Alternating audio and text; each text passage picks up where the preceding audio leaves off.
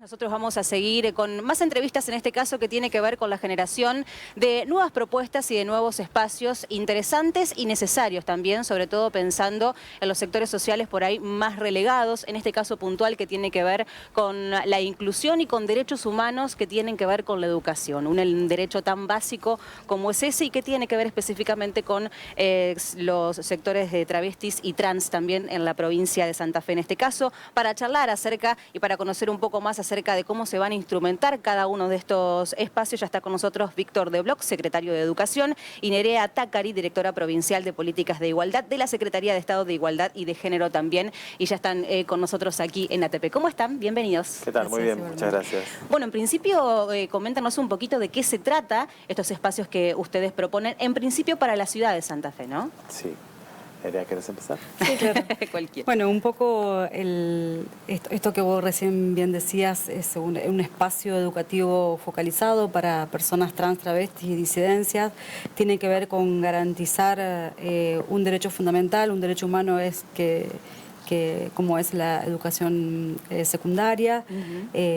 Teniendo en cuenta un poco las trayectorias de las personas trans, travestis, que bueno, que muchas veces esas trayectorias educativas se ven interrumpidas por diferentes motivos, ¿no?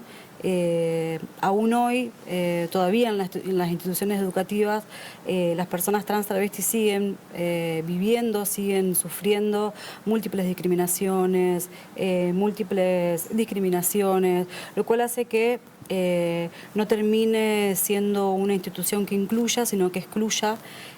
Por eso, bueno, un poco la finalidad de este espacio es poder garantizar que las personas trans, travestis y disidencias puedan finalizar sus estudios secundarios. Nosotros decimos que es un espacio focalizado porque es una política focalizada, pero es no excluyente, ¿no? También la intención es incluir a las otras identidades que también se sienten excluidas del sistema educativo. Eso es más que importante, porque si bien es un espacio en donde se va a priorizar esta política pública de inclusión a la educación, sobre todo para finalizar los estudios secundarios, tampoco es excluyente. Eso es importantísimo también para que la ciudadanía en general pueda tomar conocimiento y ante cualquier circunstancia también formar parte de este espacio de formación. Exactamente. Nosotros decimos que es no excluyente también porque hay un montón de otras identidades que quedan por fuera de ese sistema, ¿no? Por fuera de los horarios, digo, hay personas adultas mayores, mujeres madres, mujeres embarazadas, mujeres migrantes, digo, hay otro sector que también queda excluido, pero bueno, también hay una realidad que bueno, que hay un sector que es la población trans travesti que aún hoy, más allá de tener un marco legal muy amplio, aún falta un cambio cultural, que bueno, que eso hace que todavía las escuelas lo sigan generando esos procesos de exclusión, digamos. Víctor, ¿hay algún tipo de estadística, algún trabajo de campo en donde se pueda acceder a información respecto de cuál es la población en la provincia de Santa Fe en total y cuáles de ellos pueden acceder a este tipo de educación básica, ¿no? Estamos hablando de educación básica en este caso, y cuáles son o quiénes, qué porcentaje puede efectivamente cumplirlo? ¿Llegar a finalizar este ciclo? No tenemos una estadística estricta, sí lo que tenemos es testimonios, digamos, ¿no? Y peticiones puntuales de algunos sectores en el norte, en el centro y en el sur de la provincia. Nos encontramos el año pasado con esta petición que organiza el equipo de Nerea desde la Secretaría de Igualdad y Género, y a partir de ahí se armó cuidadosamente un expediente que tiene múltiples intervenciones y que aloja la propuesta de esta extensión áulica de un EMPA público con la currícula oficial pública, pero atravesada por todas estas perspectivas. Digamos, se trata de darle una mayor efectivización al derecho a la educación, creando condiciones más favorables para la hospitalidad de esos sectores o de esos grupos. Hay múltiples sujetos implicados en esta propuesta, en esta solicitud, y es incluyente, como bien lo decía Nerea. No pretende decir aquí solamente va a haber estas características de identidades y aquellas otras no. Las identidades se definen por múltiples razones, por género y también por otras cuestiones, por proyectos, por pasiones, ¿no? Por sueños inconclusos. Lo que sí sabemos que hay fragilidades y daños producidos de larga data a muchos seres humanos que ya son adultos, jóvenes y adultos, y queremos que hay que dotar de una mayor justicia educativa esas situaciones de desigualdad y de daño y de múltiples violencias que a veces son como muy difíciles de sintetizarlas y comprenderlas, pero sí hay una sensibilidad de que hay que hacer algunas aperturas. Incluso desde el punto de vista curricular, pensar a través de formatos transversales o interdisciplinarios que la perspectiva de género, otras múltiples perspectivas, la cuestión de las violencias, todo ese conjunto de actitudes que generalmente tienden a producir rechazo y expulsión, no estén presentes en este dispositivo escolar que estamos por habilitar. No obstante, las discriminaciones tienen un gran componente colectivo. Eso no quiere decir que este va a ser un lugar cuidado de rosas y un jardín precioso, sino que pueden aparecer, pero van a tener trámite, van a tener elaboración y va a haber equipos socioeducativos y otros equipos que vamos a convocar para acompañar también situaciones difíciles que tienen que ver con estas existencias complejas, difíciles en un contexto bastante complicado por otro lado, pero estamos dispuestos a sostenerlo. Y vamos a armar un multiaño. Esto quiere decir que cada uno de estos sujetos que se preinscriban, estas personas que tienen derechos, como todos tenemos derecho, pero que a veces han quedado marginados de la posibilidad de ejecutarlos, o tienen trayectorias escolares inconclusas. Entonces algunos van a poder ingresar a primer año, otros a segundo, otros a tercero, otros a cuarto, porque va a ser multiaño, y eso va a significar que el equipo de profesores que se convoque también esté dispuesto a transitar esas experiencias distintas. ¿Con qué título? Bachiller. Bachiller. Bachiller, como el común de los mortales que pasa por un EMPA, obtienen el título bachiller, porque tiene que ser una propuesta igualitaria, en iguales condiciones, pero aportando perspectivas y miradas y desarrollos curriculares y algunas otras experiencias, no solamente los contenidos conceptuales o metodológicos que están previstos en la currícula, sino recurrir a testimonios, a estadísticas, a debates, a tensiones que hay en las perspectivas de género también, y poder conversarlas, dialogarlas y generar conocimiento en torno a eso. Título, además, con validez nacional. Título con validez nacional, sí. Bien.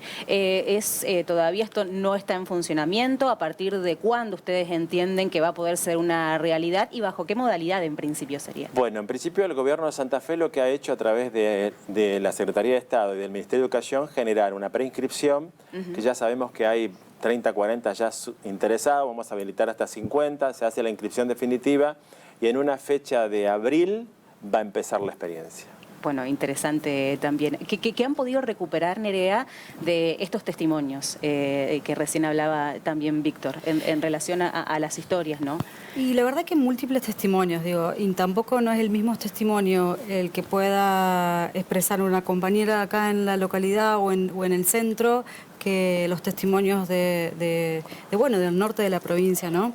Y tiene que ver con esto que yo contaba al principio, de no respetar la identidad de género, de no respetar el nombre por el cual se autoperciben, algunos conflictos en el baño, qué baño uso, qué baño no uso. Esto que decía Víctor, este espacio es un espacio formal porque es una propuesta del Ministerio de Educación, el título es bachiller con validez nacional, pero bueno, vamos a contemplar quizás estas trayectorias o quizás estas situaciones de vulnerabilidad que hacen que quizás en una escuela la tengan que abandonar, ¿sí? Con todo lo que eso implica, ¿no? Para su presente y para el futuro. Exactamente, por eso nosotros también decimos que esta propuesta viene a complementar el cupo laboral trans. El gobernador Omar Perotti lo reglamentó el año pasado, nosotros estamos en un proceso en este momento de organización para empezar a implementarlo y también sabíamos que había una deuda previa al cupo laboral y que tenía que ver con el acceso a la educación secundaria. Nos encontramos con un montón de personas inscriptas en ese cupo que no han terminado la secundaria. Entonces es una política que también viene a saldar una deuda histórica como lo es el cupo laboral trans. ¿Dónde se pueden inscribir? ¿Dónde pueden encontrar más información también al respecto? Sí, hay una página habilitada y también en la Regional de Educación y en la Secretaría de Igualdad y Género se pueden hacer las consultas. Ya en la Redonda va a funcionar en la extensión áulica de un EMPA que existe en el barrio, un poquito más alejado, pero va a funcionar ahí con espacios muy grandes que se tienen, de tal manera que puedan estar 50 grupos trabajando, 50 alumnos, pero en realidad va a haber, en principio por la alternancia, va a haber 25 y 25.